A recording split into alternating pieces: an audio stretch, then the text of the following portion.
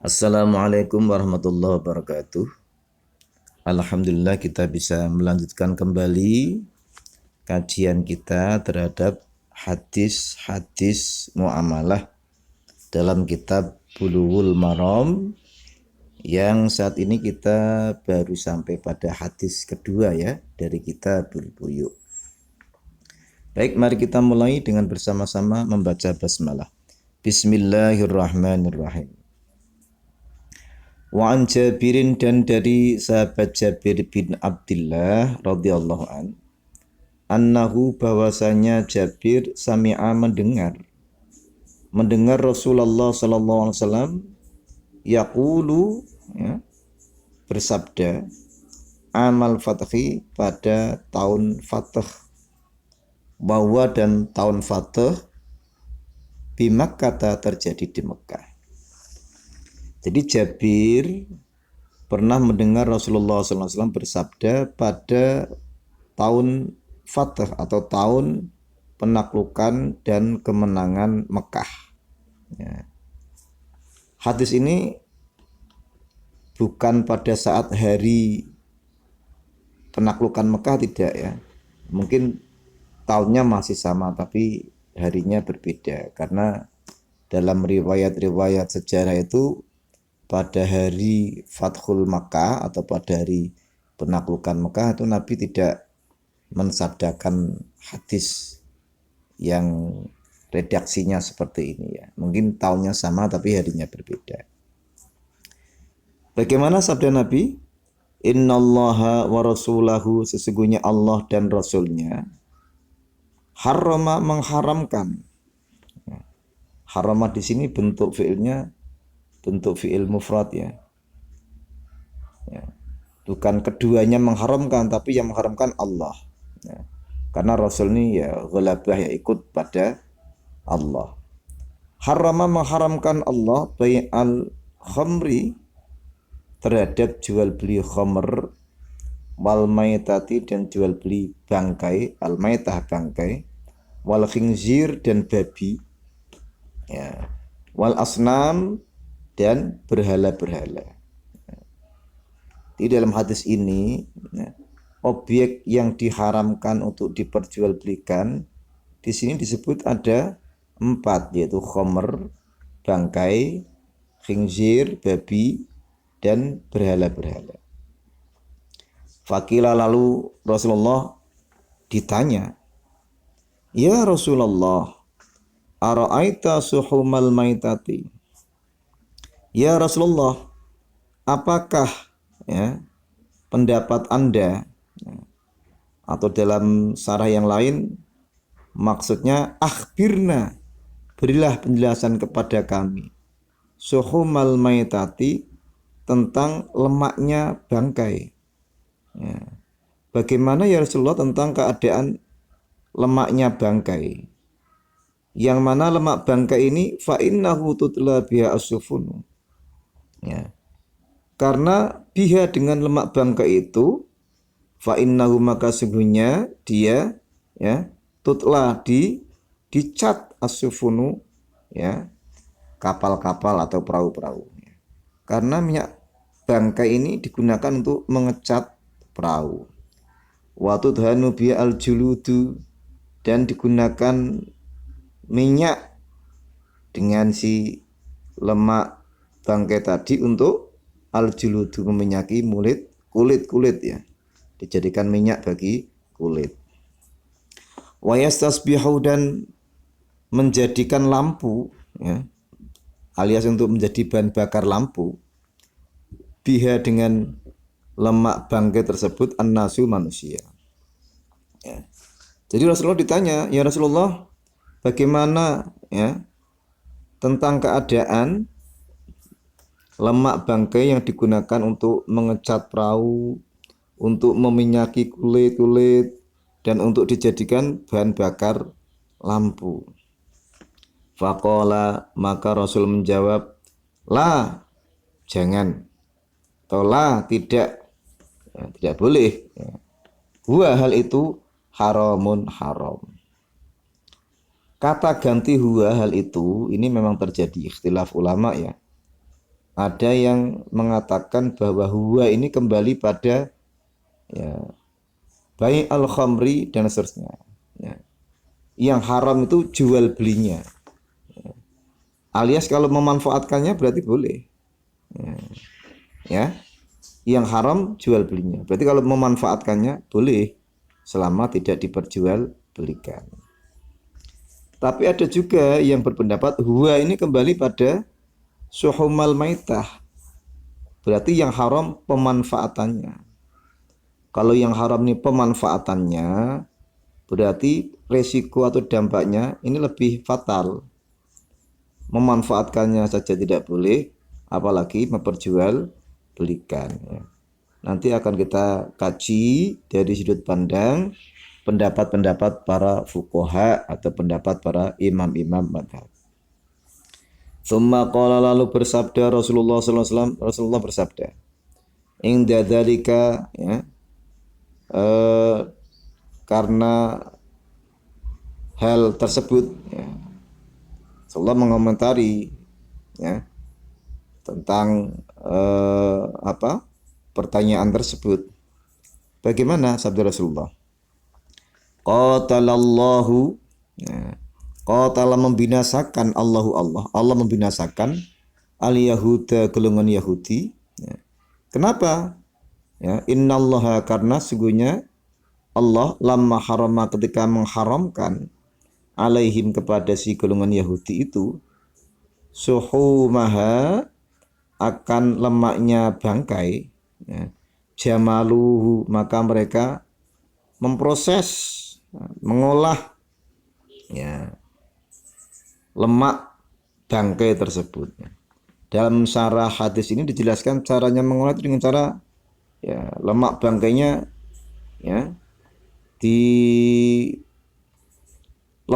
atau dicairkan ya sehingga sudah tidak menjadi gajih atau lemak tapi sudah lebur, mungkin berbentuk cair seperti minyak ya. Summa ba'u maka lalu mereka menjual hasil olahan lemak bangkai tersebut fa'akalu lalu mereka memakan atau menikmati samanahu dari laba ya, laba harga jualnya si lemak bangkai tersebut. Muttafaqun alaih, hadis ini muttafaqun alaih. Muttafaqun alaih itu artinya hadis ini disepakati oleh Imam Bukhari dan Imam Muslim. Baik saudara sekalian, hadis ini sebetulnya memuat banyak sekali ya kandungan-kandungan hukum ini ya. Ya. Itu kalau dalam syarah-syarah hadis ini sampai berlembar-lembar ini, kalau dikaji sebulan mestinya nggak selesai ini ya. Banyak sekali kandungan hukumnya. Cuma kita akan menjelaskan ya beberapa hal saja yang mungkin kita anggap penting dan kita anggap perlu untuk menambah pengetahuan kita. Sisanya silakan nanti Anda melakukan ya discovery learning ya, melakukan sendiri untuk mengeksploitasi penjelasan-penjelasan ya, sarah-sarah ya terkait hadis-hadis hukum, terutama hadis yang berkaitan dengan larangan-larangan jual beli. Saudara sekalian, dalam hadis ini ada 4 hal objek ya jual beli yang dilarang oleh Allah, diharamkan oleh Allah, yaitu khamr, bangkai, babi ya, dan berhala-berhala. Mari kita bahas satu persatu ya. Yang pertama ya, khamr. Jual beli khamr itu hukumnya haram. Nah sekarang khamr itu apa khamr? Khamr itu kalau arti bahasa itu ya, khamara yahmiru atau khamara yahmuru itu artinya menghalangi atau menutup. Karena orang yang meminum khamr itu kan menjadi mabuk dan dengan mabuk itu akalnya terhalang. Sedangkan dalam arti istilah khamr itu adalah kullu muskirin, segala sesuatu yang memabukkan. Ya. Segala sesuatu yang memabukkan itu hukumnya haram dijual. Ya. Nah, tentang keharaman khamr ini, ya, ini memang terjadi ikhtilaf di kalangan ulama.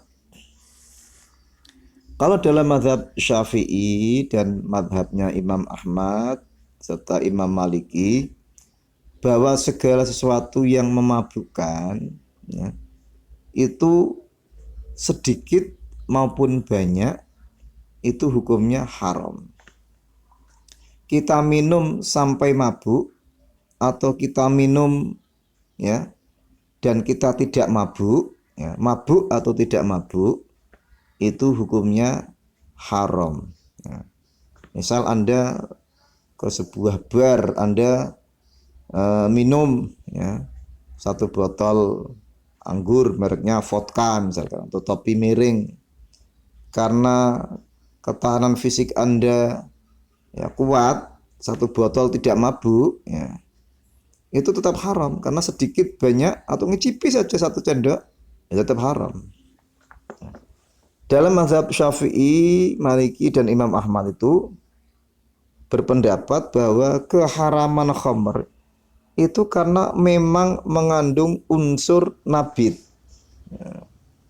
unsur yang memabukkan, ya, karena mengandung unsur yang memabukkan, ya, karena mengandung unsur yang memabukkan, diminum sedikit atau banyak, diminum sampai mabuk atau tidak mabuk, hukumnya tetap haram. Nah, ini pendapatnya Imam Syafi'i, Imam Ahmad, dan Imam Maliki. Sedangkan menurut pendapatnya Imam Hanafi, bahwa unsur yang atau bahwa elat yang menyebabkan keharaman khamr ini bukan unsur nabit atau bukan unsur zat yang memabukkan, tapi adalah, ya, keadaan mabuknya. Ya. Haram, ya, minum khamr karena apa? Karena unsur mabuknya. Ya. Artinya kalau tidak mabuk, ya, berarti tidak haram. Nah, itu menurut pendapat Imam Hanafi. Ya.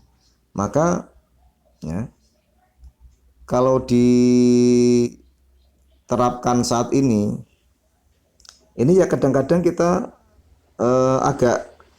agak repot, ya, menggunakan pendapatnya Imam Syafi'i secara konsekuen, secara murni, itu agak repot karena sekarang banyak tuh produk-produk yang sebetulnya itu mengandung unsur nabit atau mengandung unsur yang memabukkan, yakni alkohol.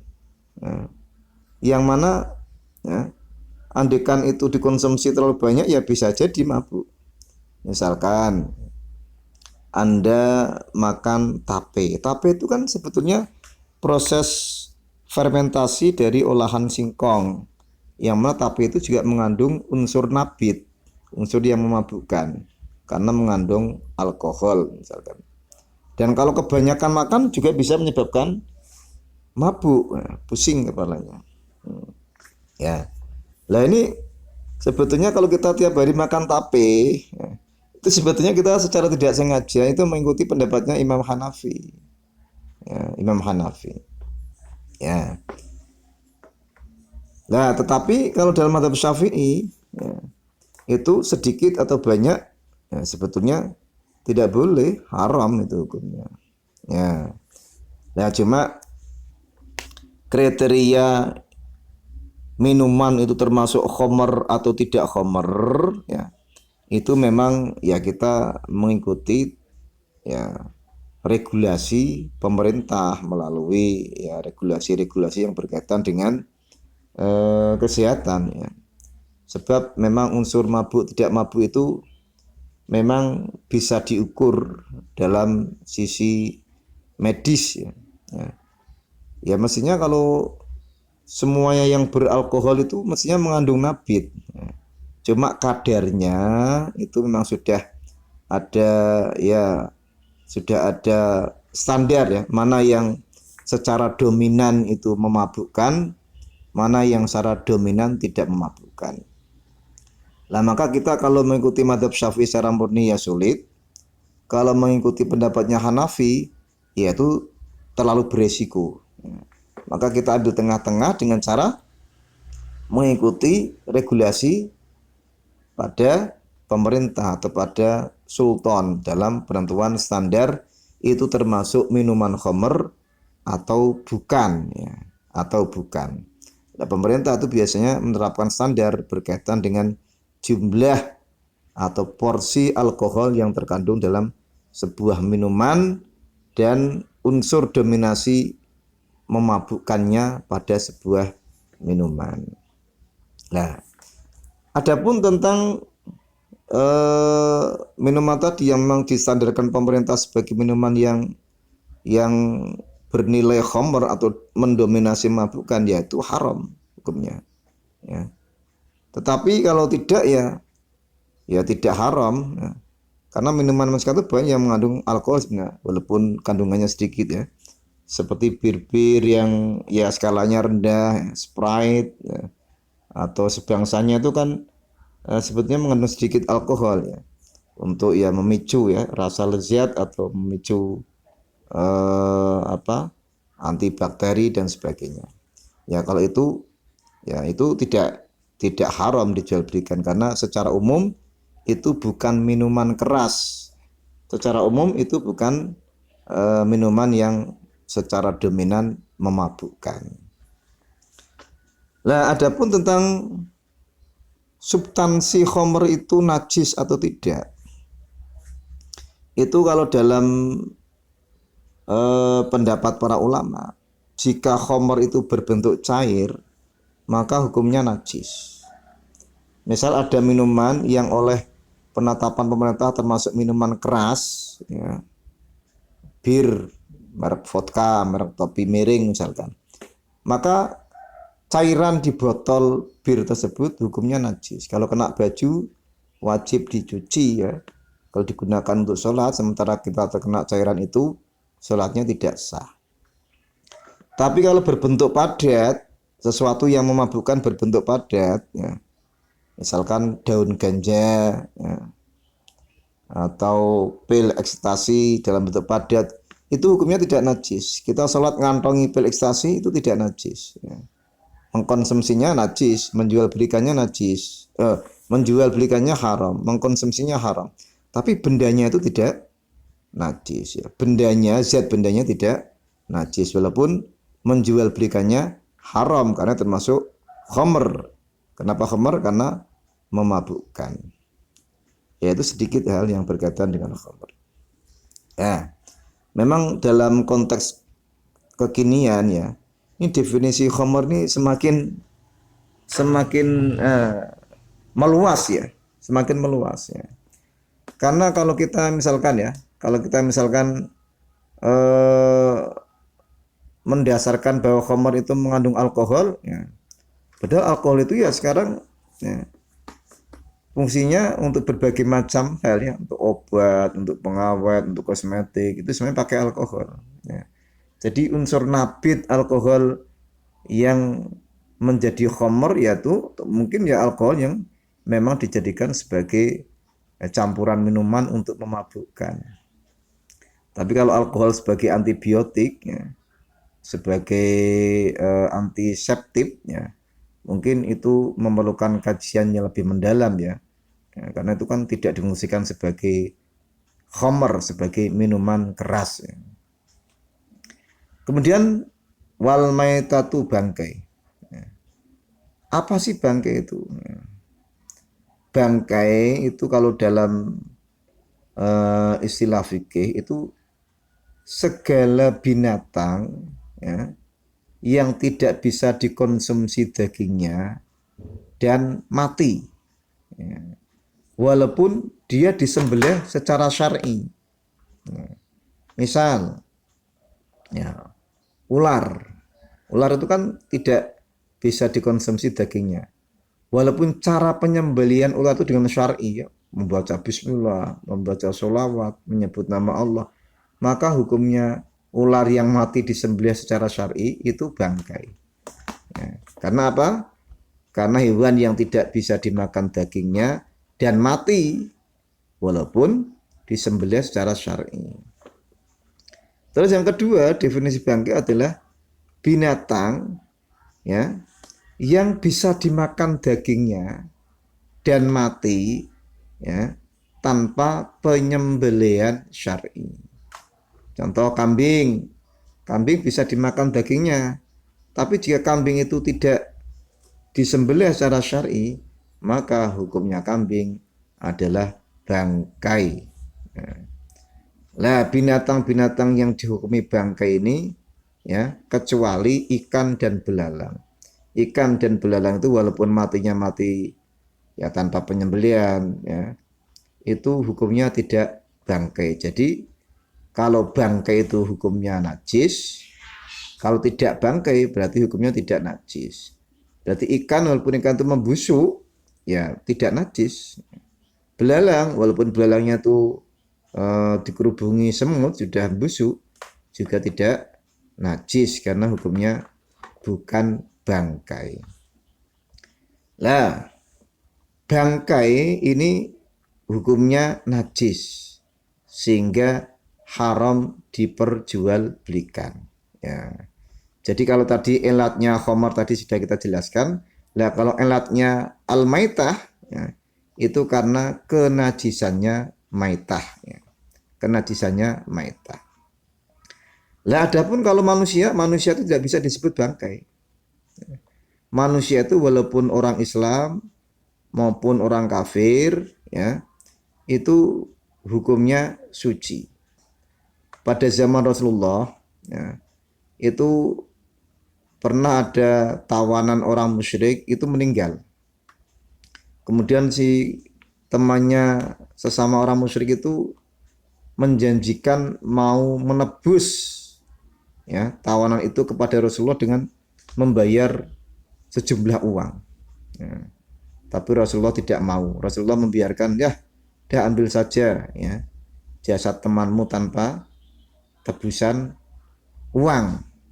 Sebab nanti kalau diterima tebusannya itu nanti ya akan menimbulkan persepsi bahwa menjual belikan mayat ya, menjual belikan mayat kan haram ya, menjual belikan mayat itu hukumnya haram ya, walaupun mayat manusia itu bukan bangkai ya, bukan bangkai. Nah kalau termasuk menjual organ itu mestinya ya, haram ya. Tapi karena ada faktor darurat misalkan, ya itu ya sekarang terjadi ikhtilaf itu ya.